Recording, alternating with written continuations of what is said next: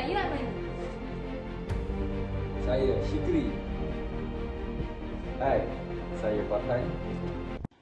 Assalamualaikum warahmatullahi wabarakatuh. Kami dari kumpulan 6 akan mendokumentarikan Jendela Bahasa. Ayo kita saksikan.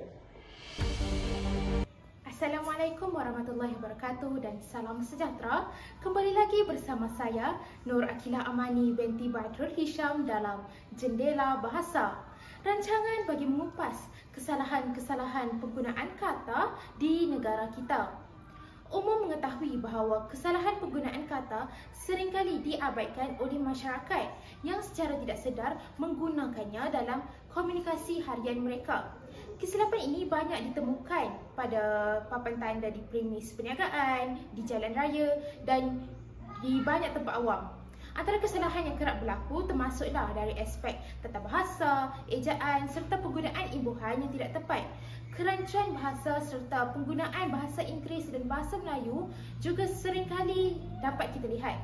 Sebagai wakil Jendela Bahasa, saya dan rakan-rakan seperjuangan telah menjalankan sebuah analisis terhadap kesalahan bahasa ini dengan tujuan untuk meningkatkan kesedaran masyarakat tentang kepentingan penggunaan bahasa yang betul. Melalui kajian yang dilakukan, kami meneliti dari aspek ejaan imbuhan serta penggunaan kata. Seterusnya, menyebarkan maklumat yang tepat agar masyarakat lebih peka terhadap kesalahan dalam komunikasi harian. musim-musim raya dah nak dekat ni. Dia dah tengok ayah ni kerbau depan sana, lembu kampung Pak Ahmad tu. Itu kita berdua je tu nak cincang tu. Banyak pesanan kita dapat ni. Aduh, macam mana je. Orang-orang muda ni bukannya reti nak cincang-cincang semua benda ni. Tu lah. Tahu main TikTok je dia. Syukri, Farhan, bukan cincang tapi cencang. Cincang merupakan sejenis tumbuhan dalam bahasa Melayu, manakala cencang pula adalah tetakan-tetakan halus ataupun kecil yang menggunakan alatan tajam seperti pisau atau parang. Jadi, kalau kalian nak guna ayat ataupun nak menggunakan perkataan cincang yang berbawa maksud memotong, gunalah. Saya nak mencencang ikan, saya nak mencencang daging. Biasakan yang betul dan betulkan yang biasa. Assalamualaikum, kembali lagi bersama saya Muhammad Hafiz Syukri sebagai pembentang yang kedua dalam rancangan Jendela Bahasa. Jadi, marilah bersama-sama saya kita selami beberapa contoh kesalahan bahasa atau kesalahan ejaan yang sering digunakan dalam masyarakat hari ini. Pensel ke pensil? Masih ramai lagi yang keliru mengenai perkataan pensel. Sebenarnya ejaan yang betul adalah pensel, iaitu P-E-N-S-E-L. Sebenarnya pensel ni adalah kata pinjaman daripada bahasa Inggeris, iaitu pensil. Jadi sebenarnya dalam bahasa Melayu ia telah diselaraskan. Dan ejaan yang betul untuk pensel adalah P-E-N-S-E-L. Jadi kalau korang tengok dekat akhbar, dekat media mana sekalipun, ejaan yang betul adalah P-E-N-S-E-L. Jangan tertukar lagi ya. Baiklah, Assalamualaikum warahmatullahi wabarakatuh. Saya selaku penyampai dokumentari kita yang ketiga, Muhammad Danish Farhan bin Zaidi dalam Jendela Bahasa. Jadi tadi saudari Amani dan juga saudara Syukri telah membentangkan dua contoh-contoh kesalahan bahasa yang lain, dan saya selaku yang terakhir akan menuntukkan kesemua 22 kesalahan bahasa yang terdapat dan dipresentasikan dalam kumpulan kami. Jadi di sini kita dapat lihat gambar sebuah kedai yang turut terkenal di bumi Johor Bahru, iaitu kedai sudu dan garpu. Kita dapat lihat seperti yang saya katakan tadi, garpu, G-A-R-P-U. Tapi dekat signboard ini menunjukkan G-A-R-F-U. Ini adalah satu perkara yang sangat berbahaya untuk generasi akan datang, di mana mereka akan membiasakan perkara yang salah. Ramadan ke Ramadan? Perkataan Ramadan, R-A-M-A-D-H-A-N, sering digunakan kerana ia merupakan serapan langsung daripada bahasa Arab. Dalam ejaan asal Arab, perkataan ini dieja sebagai Ramadan yang mengandungi huruf dot, D-A-D. apabila ditranslasikan ke dalam rumi, huruf ini seringkali digantikan dengan ejaan DH, menjadikan ejaannya adalah Ramadan yang seringkali kita lihat. Namun, pada tahun 1975, Dewan Bahasa telah menyelaraskan dan memperbetulkan mengikut kesesuaian fonetik serta kebiasaan masyarakat Melayu dalam menyebut sesuatu perkataan itu. Oleh itu, ejaan yang tepat dalam bahasa Melayu ialah Ramadan, R-A-M-A-D-A-N, seperti yang terkandung dalam Kamus Dewan dan digunakan pakai secara rasmi dalam penulisan pada hari ini. Jadi, kita gunakan Ramadan, R-A-M-A-D-A-N dan Ramadan. Oi Amani, tengok ni aku beli ni cermin mata baru. Lawa. Mana? Oi mahal. Mestilah mahal. Cantik tu, tengok sikit. Dah. Oh, cuba try test. Apa boleh? Oh, selamat Pak Al. Cuba try test. Cuba try test. Macam pelik je. Sebenarnya cuba try test adalah perkataan yang salah. Biasa kan kita dengar masyarakat hari ni guna. Nak lagi Gen Z ni, masyarakat yang muda, generasi muda hari ni. Tapi sebenarnya cuba try test adalah perkataan yang dicampur adukkan bahasa Melayu dan bahasa Inggeris. Dah lah maksud yang sama. Cuba, try pun maksud cuba, test pun makna dia cuba. Jadi sebenarnya perkataan ini salah dalam bahasa Melayu. Memanglah kita dengar benda tu santai, lebih kepada friendly kan. Tapi sebenarnya kita kena ingat dalam bahasa Melayu benda tu salah. Jadi jangan biasakan benda yang salah. Cuba kita betulkan supaya nilai bahasa Melayu tu terus dapat dijaga. Seterusnya, kita berpindah kepada perkataan yang seringkali terdapat kesilapan daripada segi percakapan maupun ejaan, iaitu teladan. Seringkali kita dapat lihat ada yang menyebutnya sebagai teladan, ada juga yang menyebutnya sebagai tauladan. Yang mana satu yang betul?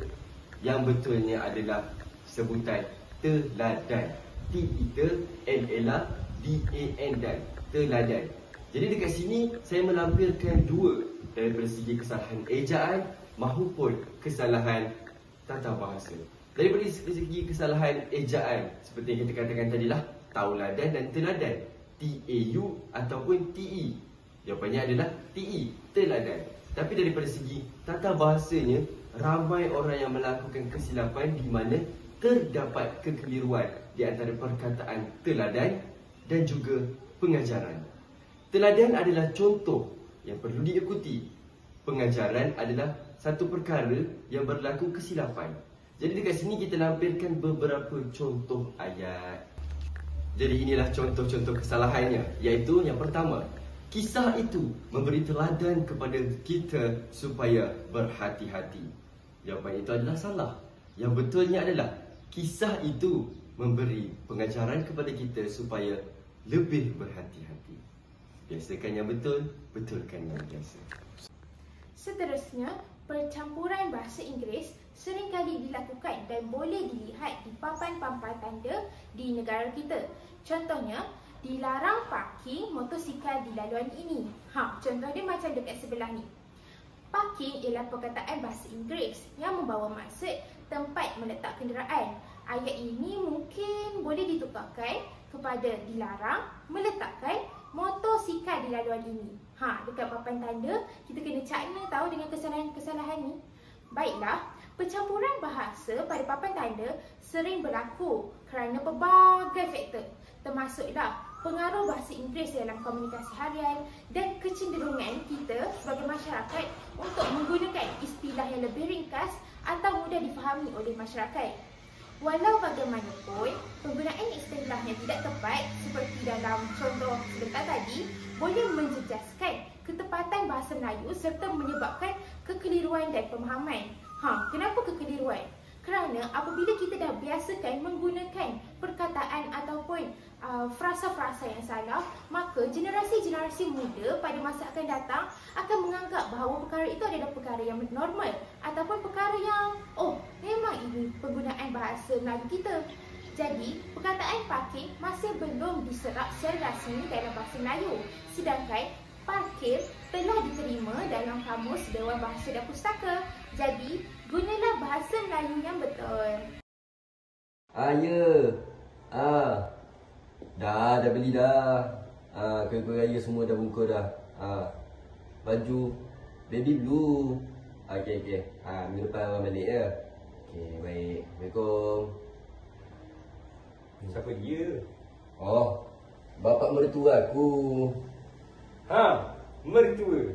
Biasa kita tengok dalam drama kan, mertua, bapak mertua, mak mertua. Sebenarnya dalam bahasa Melayu, ejaan yang betul adalah mentua. Sebab apa? Sebab perkataan merupakan imbuhan dalam mertua. Jadi dalam bahasa Melayu mana ada perkataan imbuhan yang ada hanyalah mentua. Tetapi sebenarnya mertua ni dah ramai orang guna dalam masyarakat daripada dulu sampai dah sekarang. Tapi kita sebagai masyarakat yang belajar mengenai bahasa perlulah menggunakan perkataan yang betul, iaitu mentua. Dalam Kamus Dewan Bahasa dan Pustaka juga perkataan yang diterima dan rasmi digunakan adalah mentua. Jadi kalau ada yang dengar, kalau ada korang dengar mertua, cubalah tegur supaya apa? Supaya martabat bahasa Melayu terus terjaga. Faham tak? Faham. Seterusnya, yang sering kali kita dapat dengar dalam kalangan orang-orang yang obesiti ataupun yang dipanggil sebagai gemuk. Dekat sini ada satu perkataan yang sering kali terdapat kesalahan ejaan juga, iaitu perkataan kolesterol. Macam mana perkataan kolesterol yang sebenarnya? Mari kita lihat poster ini. Poster ini terdapat kesilapan di mana dia mengeja KOLESTROL,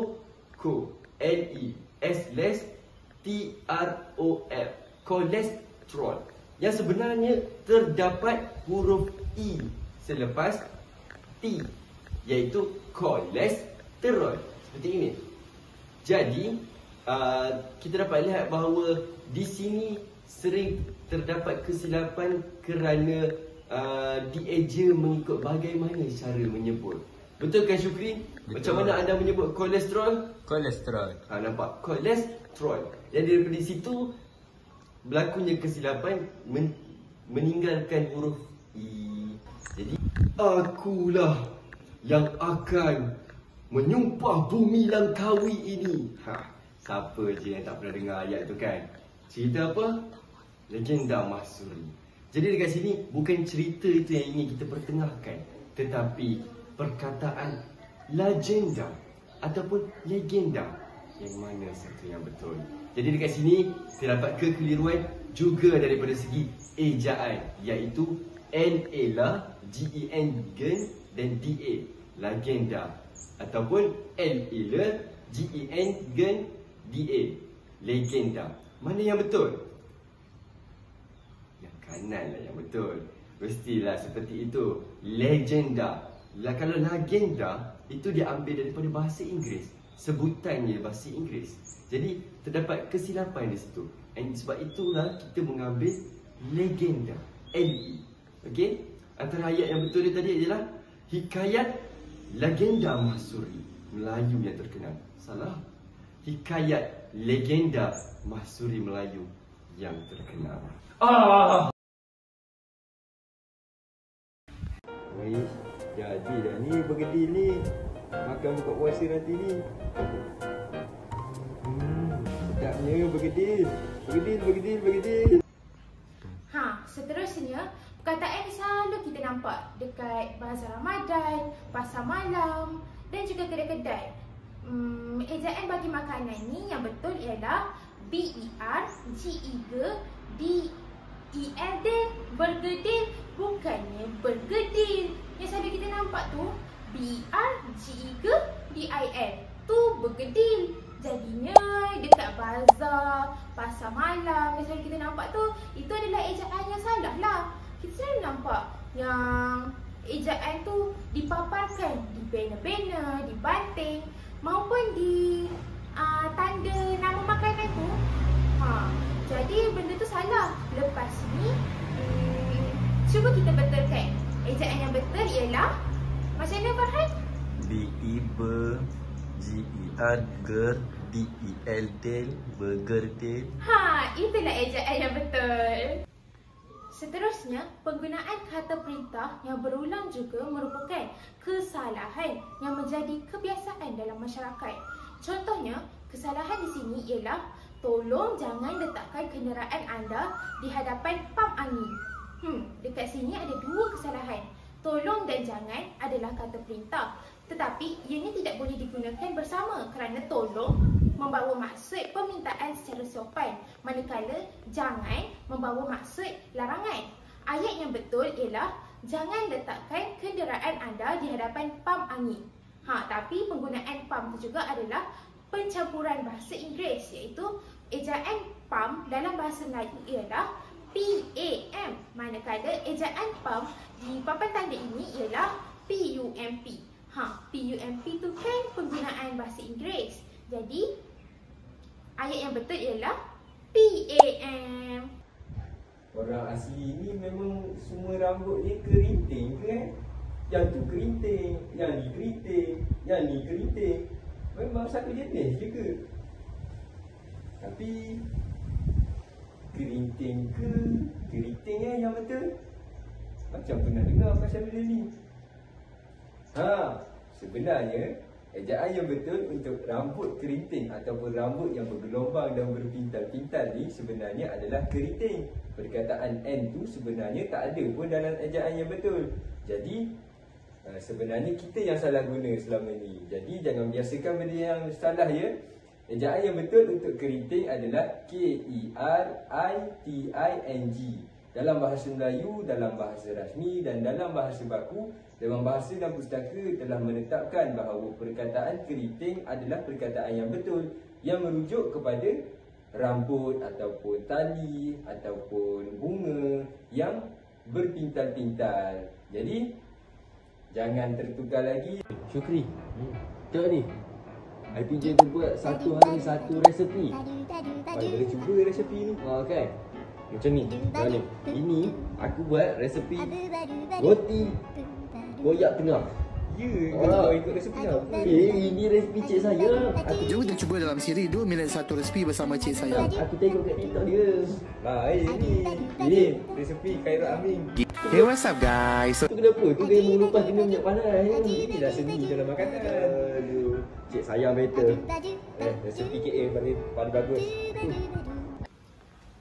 Boleh tengok kan dekat sini. Satu hari satu resepi. Ejaan resepi ni salah sebenarnya. Ejaan yang betul ialah resipi. R-E-S-I-C-P-I-P. Resipi. Resepi menurut Kamus Dewan Bahasa tahu. Kesalahan ejaan ini sering berlaku kerana berlakunya pengaruh ejaan bahasa Inggeris iaitu R-E-C-E-P-E. Jadinya kalau kita dapat tengok dekat IPG ni sendiri banyak menggunakan ataupun pelajar-pelajar banyak membuat poster menggunakan perkataan R-E-S-I-C-P-I-P. Jadi betul lah. Panas hari ni. Kan, Syuk kan? Tengok, dahaga ni, dahaga. Ada jual air apa lah kat sini-sini? Kau nampak tak? Tu, air nenas. Kau pergi? Nenas. N-E-N-A-S. Nenas. Bukan. Berapa kali dah kita berbincangkan nanas. N-A-N-A-S. Nanas. Syukri.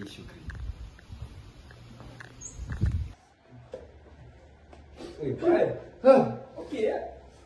Aku tak tahulah. Calon makan lah. Apa orang panggil? Alergi. Aku ni alergi udang. Bila pula kau makan udang? Semalam, mak saudara aku masak. Tak payahlah. Okey lah, alergi aku. Okey. Makan ubat tu. Nak tegur tadi kan dia tengah sakit. Sebenarnya bukan alergi.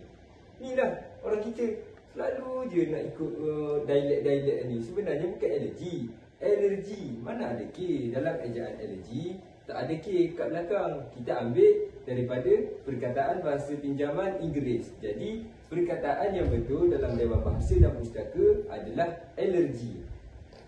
Tiada K ya, ingat benda tu. Dalam bahasa baku, dalam bahasa rasmi, dalam bahasa yang betul untuk kita guna dalam akhbar, untuk kita guna dalam media cetak, untuk kita guna dalam media sosial, gunakan perkataan allergy. Sudah, jangan biasakan benda yang salah supaya benda ni terhenti, supaya tidak menjadi ikutan kepada orang lain. Okey? Jangan tertukar lagi ya. Mari, jom pergi Pantai Timur. Salah tu senang. Ejaan yang betul menurut Kamus Dewan ialah T-I-M-U-R, Timur. Namun, perkataan Timur juga sebenarnya masih digunakan dalam dialek negeri tertentu, terutamanya dalam masyarakat Pantai Timur seperti Kelantan dan Terengganu. Oleh itu, jika seorang mengajak, jom pergi Pantai Timur, maka ayat ini dianggap tidak tepat dalam bahasa baku. Sebaliknya, ayat yang betul ialah jom pergi Pantai Timur. Walaupun dialek merupakan sebahagian daripada keunikan budaya dan bahasa dalam penulisan rasmi, kita juga perlulah menggunakan ejaan yang telah ditetapkan dalam Kamus Dewan. Ikut tahu, jom pergi Pantai Timur. Nanti awet-awet tu. Jadi kali ni kita seterusnya iaitu perkataan motosikal. Jadi macam kita tengok sekarang ni, cantik kan? Motosikal. Terdapat kesalahan ejaan yang selalu sangat orang ramai terlepas pandang, iaitu M-O-T-O-R-S-I-K-A-L, motorsikal. Sebenarnya dekat sini dia bukan motorsikal, tetapi dia adalah motosikal. Dia tiada huruf R di situ. Kenapa benda macam ni boleh jadi ya? Senang je. Sebab kita telah terbiasa dengan perkataan bahasa Inggeris iaitu motorcycle. Kita mengambil motor, cycle, sikal. Betul kan?